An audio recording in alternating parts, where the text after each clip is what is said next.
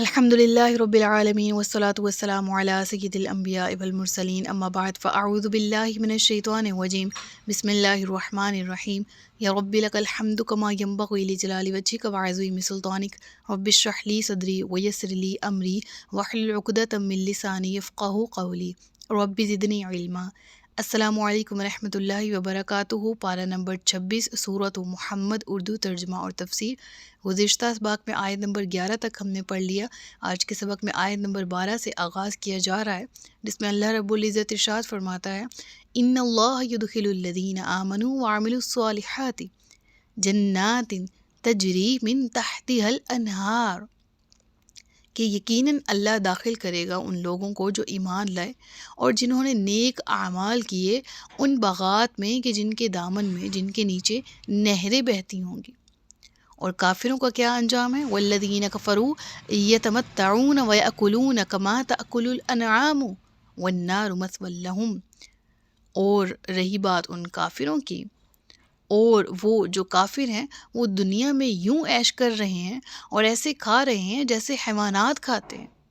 وَيَأْكُلُونَ كَمَا تَأْكُلُ الْأَنْعَامُ، حیوانات سے تشبیہ دی گئی کافر کو، یعنی جس طرح ایک جانور کی زندگی کا کوئی مقصد نہیں ہوتا، کوئی شعور سے اس کا دور دور تک تعلق نہیں ہوتا، عقل ادراک سے اس کا کوئی تعلق نہیں ہوتا، ساری زندگی اس کی منحصر ہوتی ہے کھایا پیا زندگی بسر کی، یہ کافروں کا طرز عمل بھی بالکل انہی حیوانات جیسا ہے۔ اور پھر جو عقل ان کو ودیت کر دی گئی، وہ عقل جو اس کی فطرت میں انسان کے رکھ دی گئی، وہ فہم، وہ شعور، وہ ادراک جس کی توفیق ہے کہ انسان کو ملی لیکن اس نے اس کا استعمال نہیں کیا، تو کل انعامی، وہ جانور کی مانند ہے، بل ہم اضل، یا جانور سے بھی زیادہ گیا گزرا۔ اور پھر ایسے لوگوں کا انجام کیا ہے؟ والنار مثوی لہم، اور آگ ان کا ٹھکانہ ہے۔ وَكَأَيٍّ مِّن قَرْيَةٍ هِيَ أَشَدُّ قُوَّةً مِّن قَرْيَتِكَ الَّتِي أَخْرَجَتْكَ، اور اے نبی صلی اللہ علیہ وآلہ وسلم، کتنی ہی ایسی بستیاں تھیں جو کہیں زیادہ قوت کی حامل تھیں آپ کی اس بستی سے جس نے آپ کو نکالا ہے۔ اب یہ سورہ کا نزول اگین میں کہوں گی کب ہے؟ غزوہ بدر سے پہلے اور ہجرت کے فوراً بعد، اور ابھی جو مسلمان ہیں وہ اس جس طرح سے جن حالات سے وہ نکل کر آئے تھے ان کو ڈھارس بندھانے کے لیے ان کی یہ سورہ میں ابتدا میں بھی موٹیویشنل الفاظ جو ہیں وہ نازل ہوئے، اور یہاں پر بھی یہ الفاظ کا چناؤ کیا گیا، یہ الفاظ کا ذکر ہوا۔ اور اس میں کیا مراد ہے؟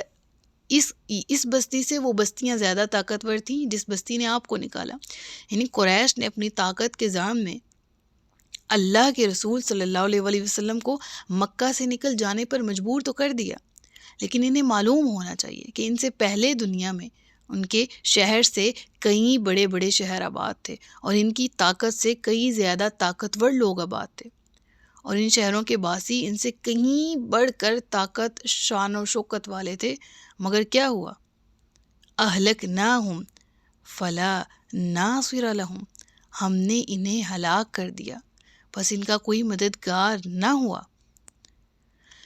افمن کان علی بینۃ من ربہ کمن زین لہ سوء عملہ واتبعوا اہواءہم، یہاں پر بہت کمال طریقے سے حجت بیان کی گئی، اور وہ کیا ہے کہ تو بھلا وہ شخص جو اپنے رب کی طرف سے ایک روشن دلیل پر ہے، یعنی جس کی سرشت میں اور فطرت بھی نے کی ہے، اور اللہ نے جو ہدایت اس کو دی ہے وہ اس ہدایت پر بھی قائم ہے، کیا وہ اس جیسا ہو سکتا ہے جس کے لیے اس کے برے اعمال آراستہ کر دیے گئے ہیں؟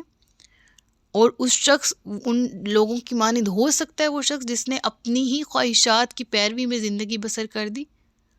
یعنی مراد یہ ہے کہ وہ شخص جو روشن برہان کی پیروی کرتا ہو، جو قرآن اور اسلام کے بتائے ہوئے قوانین کے مطابق زندگی بسر کرتا ہو، کیا وہ اس شخص کی مثل ہو جائے گا جو اپنی خواہشات کا تابع ہے؟ یعنی اس آیت میں دو کرداروں کا ذکر کیا گیا کہ ان دونوں کرداروں میں باہم کوئی مقابلہ یا موازنہ ہے ہی نہیں۔ ایک طرف اللہ کے وہ بندے ہیں جو اپنے رب کی طرف سے روشن دلیل پر ہیں، بینہ پر ہیں، یقیناً وہ کامیاب لوگ ہونے والے ہیں، جبکہ دوسری طرف وہ لوگ ہیں جن کا ذکر آیت کے آخر میں ہے جو اپنے نفس کی غلامی اور اپنی خواہشات کی پیروی میں زندگی گزار رہے ہیں۔ بہرحال وہ ناکام اور نامراد ہیں، ان دونوں کا موازنہ ممکن ہی نہیں۔ اور ان دونوں میں افضل کون؟ پہلے والا گروہ جو کہ صریح حجت پر کے مطابق اپنی زندگی بسر کر رہا ہے۔ اور پھر جو کامیاب ترین لوگ ہیں ان کے لیے انعام کیا ہے، اس کا ذکر ہوا آیت نمبر 15 میں، مثل الجنت التی وعد المتقون، مثال اس جنت کی کہ جس کا وعدہ کیا گیا ہے متقین سے، فیہا انہار من ماء غیر آسن، اس میں نہریں ہیں پانی کی کہ جن میں کوئی بو نہیں، وانہار من لبن لم یتغیر طعمہ، اور دودھ کی نہریں ہیں جن کا ذائقہ تبدیل نہیں ہوتا، وانہار من خمر لذۃ للشاربین، اور ایسی شراب کی نہریں ہیں جو سراپا لذت ہے پینے والوں کے لیے، وانہار من عسل مصفی، اور نہریں ہیں صاف شفاف شہد کی۔ اب یہاں پر جنت میں موجود انعامات میں جو مشروبات ہیں وہ 4 طرح کے ان کا ذکر کیا گیا۔ ہم شروع سے پڑھتے آ رہے ہیں غالباً بچپن سے ہی کہ جنت میں کتنی نہریں ہیں، 4 ہیں اور ان کے نام۔ آج ہمیں باقاعدہ نص بھی مل گئی قرآن کریم کی، آج ہمیں مل گئی وہ آیت کہ جس میں ان نعمتوں کا ذکر ہے۔ پہلے نمبر پہ پانی، ٹھیک ہے، جس میں کوئی بو نہیں ہے۔ مراد کیا ہے کہ افضل، جس طرح کے بہترین پانی کہ جس کی مثل دنیا میں کوئی پانی نہیں ہے۔ اور پھر کہا کہ دودھ کی نہریں، وہ دودھ جس کا ذائقہ تبدیل نہیں ہوتا، دودھ بھی افضل ترین، بہتر ترین۔ وانہار من خمر لذۃ للشاربین، شراب طہور ان کو دی جائے گی جس سے پی کے جس طرح دنیا میں ایک انسان پر نشہ طاری ہو جاتا ہے یا وہ اپنے سینسز کھو بیٹھتا ہے، ایسا بالکل بھی ان کے ساتھ نہیں ہوگا، بلکہ وہ پینے میں لذت والی ہوگی، لیکن وہ حواس انسان کے خراب نہیں کرے گی، اس میں ایک کوالٹی ہے، اور اس کا ذکر اگلی صورتوں میں آ بھی رہا ہے۔ وانہار من عسل مصفی، اور پھر صاف شفاف شہد کی نہریں ہیں۔ مشروبات کا ذکر تو ہو گیا، پھر ساتھ ہی ذکر ہوا وَلَهُمْ فِيهَا مِنْ كُلِّ الثَّمَرَاتِ وَمَغْفِرَةٌ مِّن رَبِّهِمْ، اور پھر کھانے کا ذکر ہوا کہ مزید یہ کہ ان کے لیے ہوں گے اس جنت میں ہر قسم کے پھل، اور پھر پلس پلس پلس وَمَغْفِرَةٌ مِّن رَبِّهِمْ، اور مغفرت ہوگی ان کے رب کی طرف سے۔ اللہ اکبر۔ تو بھلا وہ لوگ جو ان جنتوں کی نعمتوں سے لطف اندوز ہو رہے ہوں گے، کیا وہ ان کی مثل ہو سکتے ہیں؟ کمن ہوا خالد فی النار وسقوا ماء حمیما فقطع امعاءهم، یعنی ان جیسے ہی ہو سکتے ہیں جو ہمیشہ آگ میں رہنے والے ہیں، اور انہیں پلایا جائے گا کھولتا ہوا پانی جو ان کی انتڑیوں کو کاٹ کر رکھ دے گا۔ اب یہاں پر ایک چیز پر غور کیجیے گا، پہلے 2 گروہوں کا ذکر ہوا، اور ایک وہ جو صحیح حجت پر ہیں اور ایک وہ جو اپنے نفوذ کی پیروی کرنے والے ہیں۔ پھر ان کے انجام کا ذکر ہوا، پہلے گروہ کے انجام کا ذکر پہلے ہوا جنت، اور جنت میں موجود مشروبات کا ذکر ہوا، کھانے کا ذکر، اور مغفرۃ من ربہم، اور پھر اس کے بعد ذکر ہوتا ہے ان لوگوں کا جو اصحاب النار ہیں اور ان کا انجام آگ ہے۔ یعنی ایک طرف مشروبات کا ذکر ہے اور مشروبات کی بھی اقسام کا، اور دوسری طرف اہل جہنم کے لیے جو پینے کا پانی ہوگا ذکر ہوا کہ جب وہ اس کو منہ کو لگائیں گے تو وہ اس قدر کھولتا ہوا ہوگا کہ وہ ان کے اندر سے ان کی انتڑیوں کو گال دے گا۔ اللہ تبارک و تعالیٰ سے برے انجام سے ہم سب کو بچائے، آمین۔ اور پھر ذکر ہوا وَمِنْهُمْ مَن يَسْتَمِعُ إِلَيْكَ حَتَّى إِذَا خَرَجُوا مِنْ عِنْدِكَ قَالُوا لِلَّذِينَ أُوتُوا الْعِلْمَ مَاذَا قَالَ آنِفًا، اور لوگوں میں سے کچھ وہ ہیں جو تمہاری طرف کان لگا کر سنتے ہیں، یہاں تک کہ جب تمہارے پاس سے نکل کر جاتے ہیں تو علم والوں سے کہتے ہیں ابھی انہوں نے کیا کہا۔ یہی وہ لوگ ہیں کہ جن کے دلوں پر اللہ نے مہر لگا دی اور وہ اپنی خواہشوں کے تابع ہو گئے۔ اب یہاں پر منافقین کے اس طرز عمل کا اور اس رویے کا ذکر ہے کہ جس کا ذکر ہم نے اس سورہ کے ابتدائی تعارف میں بھی پڑھا تھا۔ یعنی سورہ کا مرکزی مضمون قتال فی سبیل اللہ ہے، اور اسی نسبت سے سورہ کا نام سورۃ القتال بھی ہے، ٹھیک ہے نا۔ اور اب یہاں پر جو آیات شروع ہو رہی ہیں، یہاں کچھ لوگوں کی باطنی کیفیات کو واضح کیا جا رہا ہے، اور یہ وہ لوگ تھے جو منافقین تھے۔ ومنہم، اور ان میں سے، یعنی جو رسول اللہ صلی اللہ علیہ وآلہ وسلم جب خطبہ دیتے، جب جنگ کے لیے مسلمانوں کو تیار ہونے کا حکم دیتے، تو مسلمانوں کی بھی تو کثرت سے تعداد موجود تھی، لیکن منافقین بھی تھے. تو ومنہم، اور ان میں سے، یعنی یہ جماعت، یہ گروہ جو آپ کے پاس بیٹھا ہوا ہے اے نبی کریم صلی اللہ علیہ وآلہ وسلم، ان میں سے کچھ لوگ ایسے بھی ہیں جو آپ کی بات کو تو بڑی توجہ سے سنتے ہیں. حتیٰ اذا خرجوا من عندک، لیکن جب آپ کے پاس سے نکل کر جاتے ہیں، قالوا، تو کہنے لگتے ہیں، پوچھنے لگتے ہیں، للذین اوتوا العلم ماذا قال آنفا، ان لوگوں سے پوچھنے لگتے ہیں جن کو علم دیا گیا کہ ابھی محمد صلی اللہ علیہ وآلہ وسلم نے کیا کہا تھا. یعنی ان کا یہ پوچھنے کا طریقہ کیا تھا؟ تنزیہ، یعنی آج حضور نے ایک نئی بات کہہ دی ہے کہ ہمیں جنگ کے لیے تیار ہونا ہے. اب سے پہلے تو جنگ کا کوئی نام و نشان بھی نہیں تھا. اب یہ کیسی جنگ ہے؟ قریش کے تجارتی قافلوں کا تعاقب کرنا ہے ہمیں یہ بات سمجھ نہیں آتی. یعنی اس طرح کے انہوں نے ہیلے تلاش کرنا شروع کر دیے منافقین نے. اور کن سے پوچھتے ہیں؟ جن کو علم دیا گیا. یہاں مراد دونوں گروہ ہو سکتے ہیں، یعنی مدینہ میں موجود یہودی بھی، یعنی اہل کتاب، اور یہاں مراد مسلمانوں میں سے بھی وہ لوگ جن کو ذرا صاحب علم سمجھتے تھے نا، یعنی زیادہ سمجھدار سمجھتے تھے. تو یہی بات جا جا کر ان سے پہنچ اور اچھی نیت سے نہیں پوچھتے تھے، اور نیت میں کھوٹ لے کر اور ہیلے بہانے تلاش کرتے ہوئے وہ جا جا کر پوچھتے تھے کہ یہ کیا مراد ہے، ہمیں سمجھ نہیں آئی اس بات کی، کون سی جنگ کی بات ہو رہی ہے، اور جنگ میں مطلب ہمیں سمجھ نہیں آیا، ہمیں جنگ کیوں کرنی ہے، ہم نے کیوں ان کے تجارتی قافلوں کا تعاقب. اور یہ تجارتی قافلے یعنی ابو سفیان کا غزوہ بدر میں، اگر آپ نے وہ ہسٹری نہیں پڑھی تو پلے لسٹ سے سن لیجئے گا جا کے، غزوات پلے لسٹ ہے، اور اگر سن لی ہے اور یاد نہیں ہے تو اس کو ریوائز کر لیجئے گا، ٹھیک ہے. تو کیونکہ یہ پس منظر سے ذہن میں رکھنا بہت ضروری ہے اس سورہ کے شان نزول کا، تبھی آیات بہتر طور پر سمجھ آ سکتی ہیں. اولئک الذین طبع اللہ علی قلوبہم واتبعوا اہواءہم، یہ وہ لوگ ہیں کہ جن کے دلوں پر اللہ نے مہر لگا دی ہے اور وہ اپنی خواہشات کی پیروی کر رہے ہیں. جب جہاد کا ذکر آئے، جب قتال کا ذکر آئے، تو اس کے تصور سے ان کے دلوں میں گھبراہٹ اور اثار اور قربانی کی باتوں کو قبول کرنے سے ان کی ہچکچاہٹ در حقیقت اس منافقت کی علامت ہے جو ان کے دلوں میں پیدا ہو چکی ہے، اور دراصل یہ اپنی خواہشات کی پیروی کر رہے ہیں. یعنی یہ اپنے نفوس کے، اپنے نفسوں کے، اپنے نفس کے تابع ہو چکے ہیں. یہ رضائے الہی کو کچھ نہیں سمجھتے، خاطر میں نہیں لاتے. اللہ کی راہ کے لیے، اللہ کے راستے میں جان دینا ان کے لیے بہت بھاری ہے.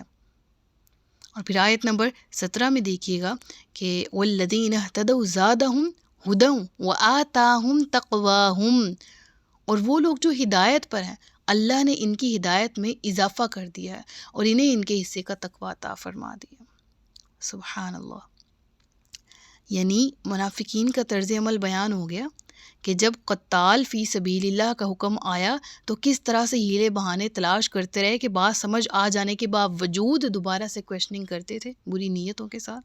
ہمیں تو سمجھ نہیں آتی یہ فلسفہ چل کیا رہا ہے، جنگ ہم نے کرنی کیوں ہے. لیکن اللہ فرماتا ہے کہ یہی حکم اہل ایمان کے لیے ان کی ہدایت میں مزید اضافے کا باعث بنا. والذین اہتدوا زادہم ھدی وآتاہم تقواہم، اور انہیں ان کے حصے کا تقوی عطا فرما دیا گیا. یعنی جب سے رسول اللہ صلی اللہ علیہ وآلہ وسلم کی تحریک مرحلہ قتال میں داخل ہوئی ہے، اہل ایمان کے جوش ایمانی، ذوق شہادت اور تقوی میں مزید اضافہ ہو گیا ہے. فَهَلْ يَنظُرُونَ إِلَّا السَّاعَةَ أَن تَأْتِيَهُمْ بَغْتَةً فَقَدْ جَاءَ أَشْرَاطُهَا، تو یہ لوگ اب کس چیز کے منتظر ہیں سوائے قیامت کے کہ وہ اچانک ان پر آ دھمکے. بس اس کی علامات ظاہر ہو ہی چکی ہیں، اور قیامت کی سب سے بڑی نشانی جو ہے وہ خود محمد صلی اللہ علیہ وآلہ وسلم کی بعثت ہے کہ آپ آخری رسول ہیں.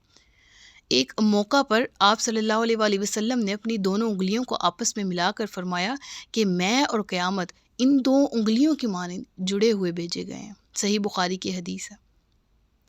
ظاہر ہے کہ آپ صلی اللہ علیہ وآلہ وسلم آخری نبی ہیں اور آپ کے بعد اب قیامت ہی کو آنا ہے. اور حضرت ابو امامہ باہلی رضی اللہ تعالی عنہ سے روایت ہے کہ رسول اللہ صلی اللہ علیہ وآلہ وسلم نے ارشاد فرمایا کہ میں آخری نبی ہوں اور تم آخری امت ہو. یعنی یہاں پر قیامت کا ذکر آیا نا، اور ذکر ہوا کہ کیا اب یہ اس چیز کے انتظار میں ہے کہ قیامت ان پر اچانک آئے اور پھر یہ ایمان لے کر آئیں؟ یعنی ہر حجت، ہر دلیل ان کے سامنے آ چکی ہے، حجت تمام ہو چکی، حق کا بول بالا ہو چکا، حق ان کے سامنے بالکل روشن ہے، یعنی دلائل اور براہین سے شک و شبہ کا ہر طرح کا غبار چھٹ گیا۔ اس کے باوجود یہ لوگ کیوں ایمان نہیں لاتے؟ کیا وہ اس انتظار میں ہیں کہ اچانک قیامت برپا ہو جائے تب وہ ایمان لے کر آئیں؟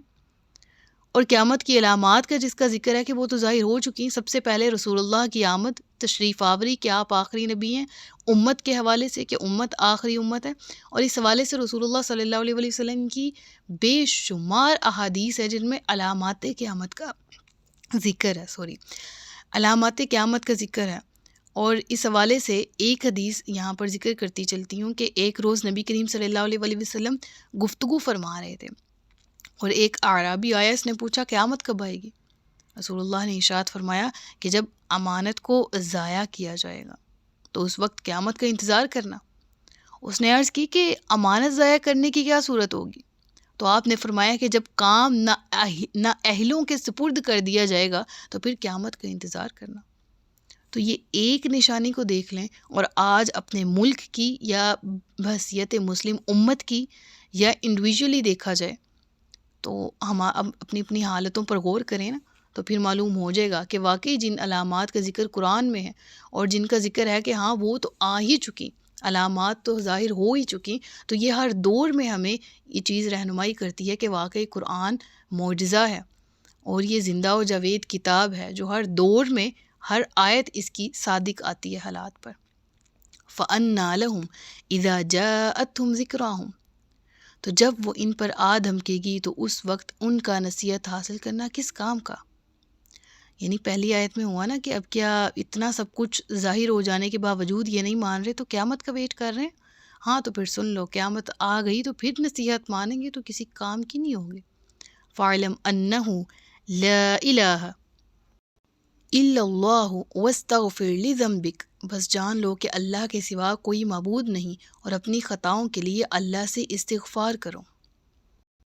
اب وَاسْتَغْفِرْ اور توبہ طلب کرو، استغفار کرو، لِذَنبِكَ اپنے گناہوں کی۔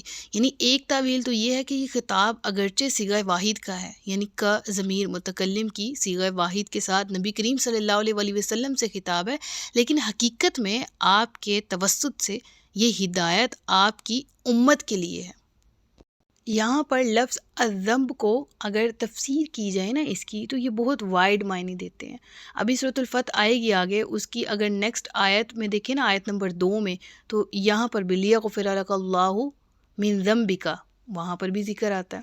تو یہاں بیسیکلی ذنب یعنی گناہ سے کیا مراد ہے، اور اسپیشلی رسول اللہ صلی اللہ علیہ وسلم کو کہا جا رہا ہے، تو پھر اس صورت میں یہاں پر کیا معنی ہوں گے؟ وَاسْتَغْفِرْ لِذَنبِكَ یہاں پر بھی، اور آگے سورۃ الفتح کی آیت نمبر 2 میں بھی آ رہے ہیں۔ تو بعض علماء نے اس اسلوب کی وضاحت رسول اللہ صلی اللہ علیہ وسلم کے تعلق مع اللہ کے حوالے سے کی ہے۔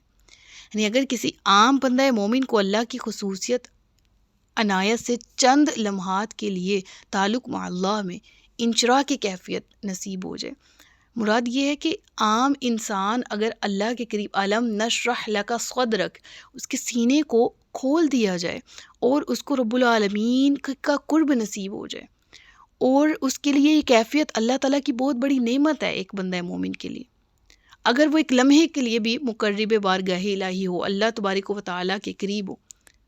لیکن نبی کریم صلی اللہ علیہ وسلم کے لیے تو ظاہر ہے کہ ہر وقت ہی انشراح کی کیفیت رہتی تھی، اور اس کیفیت کی شدت میں کسی ایک لمحے کے لیے بھی ذرہ برابر بھی کمی نہ ہوئی، نہ کنسیڈر کی جا سکتی ہے، کیونکہ آپ ذرہ برابر بھی کمی کو ایک بڑی کوتاہی سمجھتے تھے۔ چنانچہ یہاں اگر اس لفظ الذنب کے حوالے سے ہم تفسیر دیکھیں تو ایک ٹرم ہے جس سے آپ کو میں انٹروڈیوس کرواتی ہوں، اس کو میں نے ضمنی طور پر پہلے بھی ذکر کیا گیا تھا، حسنات الابراری سیئات المقربین، یعنی کہ حسنات الابرار نیک لوگوں کی نیکیاں، ابرار نیک لوگ، ان کا کوئی نیک عمل کرنا، سیئات المقربین مقربین کے لیے گناہ والا معاملہ بن جاتا ہے۔ یعنی بعض اوقات ایک عام مسلمان کے معیار کی نیکی کسی مقرب بارگاہ الہی کے معیار عمل کے سامنے کوتاہی یا گناہ کے درجے میں شمار ہوتی ہے۔ اس بات کو میں مثال دے کے سمجھاتی ہوں۔ ایک پرسن ہے، آپ اسے دیکھتے ہیں کہ اس کا روڈ ایکسیڈنٹ ہوا ہے، آپ بھاگ کے جاتے ہیں، اس کی ہیلپ کرتے ہیں، اسے سائڈ پہ بٹھاتے ہیں، پانی شانی پلاتے ہیں، بلڈ اس کا نکلا ہے تو صاف کیا اور ایمبولینس کو کال کر دی۔ اب ایمبولینس آئی، وہ پرسن ایمبولینس پہ بیٹھا، چلیں جی حق ادا ہو گیا، نیکی ہو گئی۔ بالکل ایسا ہی ہے، ایسا ہی کرنا چاہیے ہر پرسن کو، ٹھیک ہے نا؟ یعنی جتنا ہمارے بس میں تھا ہم نے حق ادا کیا، نیکی مل گئی۔ لیکن سیم پرسن کا ایکسیڈنٹ ہوتا ہے اور دیکھنے والا اس کا بھائی ہے، سگا بھائی۔ اب وہ اس پرسن کو دیکھتا ہے کہ اس کا ایکسیڈنٹ ہوا ہے، وہ کیا ویسا ہی رویہ اختیار کرے گا کہ وہ جائے، اس کو پانی شانی پلائے، خون وغیرہ صاف کرے، ایمبولینس میں بٹھائے اور کہے جاؤ جا کے اپنا دیکھو آگے سے؟ نہیں نا، وہ آخر تک اس کے ساتھ جائے گا، اس کے کھانے کا پینے کا اہتمام کرے گا، خون کی اگر اس کو ضرورت ہے تو کالز کرے گا، خون کا بندوبست ہوگا، ٹھیک ہے، پریشان ہوگا، گھر سے کھانا منگوا، پوری رات ادھر رہ، اس طرح کے معاملات ہوں گے نا۔ کیوں بھائی؟ اس کا حق پہلے والے پرسن کے حق سے زیادہ تھا۔ سمجھ آ رہی اس مثال کی؟ یعنی پہلا پرسن اس نے بلا شبہ نیکی کی اور اس سے اس کا ثواب مل گیا، یعنی اس نے اپنی بساط کے مطابق کیا، لیکن وہ مقرب تھا اس پرسن کا، تو اس نے اگر اس کو راستے میں چھوڑ دیتا ایمبولینس تک، اب بھائی تو آگے جا، تو اس صورت میں کیا یہ اس کی کوتاہی شمار ہوتی، ٹھیک ہے، کیونکہ اس کا حق زیادہ تھا۔ بالکل اسی طرح سے حسنات الابرار سیئات المقربین، اور اسی پوائنٹ آف ویو سے دیکھیں جناب یونس علیہ الصلاۃ والسلام کے اس معاملے کو کہ جب آپ نے اپنے ذہن میں خیال کیا کہ اب اللہ کی سنت کے مطابق اس قوم پر عذاب آنے والا ہے، تو آپ وہاں سے چل دیے۔ حالانکہ آپ نے غلطی نہیں کی تھی، لیکن حسنات الابرار سیئات المقربین، اللہ تبارک و تعالیٰ کی بارگاہ کے نہایت محبوب ترین بندے تھے، لہٰذا رب العالمین نے تھوڑا سا ان کو ایک جھٹکا دلایا، تھوڑا سا جھنجھوڑا، ٹھیک ہے، جھنجھوڑنے والے الفاظ زیادہ سوٹیبل ہیں، ٹھیک ہے۔ تو اب یہ پوائنٹ سمجھ آ رہے ہیں نا؟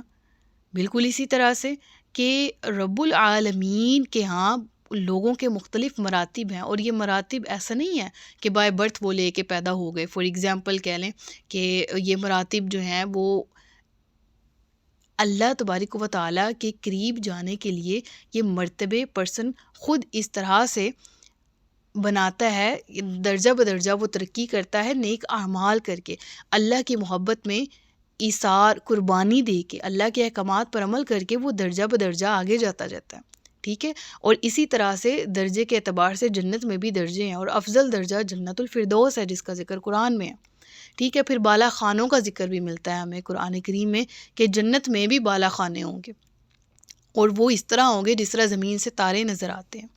تو مراد کیا ہے؟ درجہ بندی اب سمجھ آ رہی ہے نا؟ بالکل اسی طرح سے اللہ کے بندوں کی رب العالمین کے ساتھ درجہ بندی والا ایک معاملہ ہے، یعنی رب العالمین کی طرف سے درجہ بندی والا ایک معاملہ ہے اللہ کے بندوں کے ساتھ کہ وہ نیک اعمال کرتے کرتے رب العالمین کے قریب جائیں، ٹھیک ہے، وہ نیکوں کی صحبت میں بیٹھ کے رب العالمین کے قریب جائیں، وہ اللہ کی محبت سیکھیں، وہ اللہ سے محبت کریں، ٹھیک ہے۔ تو اب یہ ساری معاملے کو سامنے رکھتے ہوئے یہ بات ہمیں سمجھ آ جانی چاہیے کہ بہرحال نہ تو مقربین بارگاہ کے تعلق مع اللہ کا معاملہ عام انسانوں کا سا ہے، اور نہ ہی ان کے معاملے میں لفظ الذنب کی تعریف کا وہ مفہوم درست ہے جیسے عام طور پر ہم لوگ واقف ہیں۔ یعنی عام طور پر ہم ذنب سے مراد لیں گے گناہ، یعنی میں اور آپ جھوٹ بولیں گے گناہ، میں اور آپ، تو اللہ کے مقربین لیول میں بہت آگے ہوتے ہیں، وہ ان تمام برائیوں سے تو پاک ہوتے ہیں، لیکن وہ آئندہ بھی محتاط رہتے ہیں کہ وہ چیز جو ہمارے لیے نیکی ہو، وہ چیز جس سے ہم کریں تو حق ادا ہو جائے، وہ چیز ان کے لیے بہت کہہ لیں کہ مائنر، وہ ہمارے لیے جو بہت بڑی ہے نا کہ ہم نے کی، وہ درجے میں اس قدر آگے جا چکے ہوتے ہیں کہ ان کے لیے اسی لحاظ سے وہ مناسبت موقع کی اور اسی لحاظ سے معاملات کو دیکھنا ان کے لیے ذمہ داری کے اعتبار سے دیکھا جائے، درجہ کے اعتبار سے، مرتبے کے اعتبار سے، تو وہ بہت زیادہ ہو جاتا ہے۔ لہٰذا یہاں پر اگر بحثیت مجموعی آیت کو دیکھا جائے تو ہم الذنب سے مراد لے سکتے ہیں کہ رسول اللہ صلی اللہ علیہ وسلم کو یہ حکم ہوا کہ اہل مومن سے، اہل ایمان سے، یعنی بحیثیت اجتماعی، اس میں لفظ میں اجتماعیت کا معنی پایا جاتا ہے، اور ہم یہ کہہ سکتے ہیں کہ یہاں مراد یہ ہے کہ اہل ایمان کے گناہ بخش دیے جائیں گے اگر وہ رب العالمین پر ایمان رکھتے ہیں اور وہ آخرت پر یقین رکھتے ہوئے نیک اعمال کرتے ہیں۔ تو وَاسْتَغْفِرْ لِذَنبِكَ وَلِلْمُؤْمِنِينَ وَالْمُؤْمِنَاتِ، اور رب العالمین نے یہاں پھر حکم بھی دیا رسول اللہ صلی اللہ علیہ وآلہ وسلم کو کہ اہل ایمان مردوں اور عورتوں کے لیے بھی استغفار کریں۔ واللہ یعلم متقلبکم ومثواکم، اور اللہ خوب جانتا ہے تمہارے لوٹنے کی جگہ کو اور تمہارے مستقل ٹھکانے کو۔ تو یہاں تک ہمارا رکوع مکمل ہوتا ہے۔ انشاءاللہ نیکسٹ سبق میں اگلے رکوع کے ساتھ حاضر ہوں گے۔ صدق اللہ العلی العظیم و صدق رسولہ النبی الکریم۔ سچ فرمایا اللہ نے جو عظمت والا ہے۔ اپنا بہت سا خیال رکھیے گا، مجھے دعا میں یاد رکھیے گا۔ تاجدار ختم نبوت زندہ باد، پاکستان پائندہ باد۔ السلام علیکم ورحمۃ اللہ وبرکاتہ۔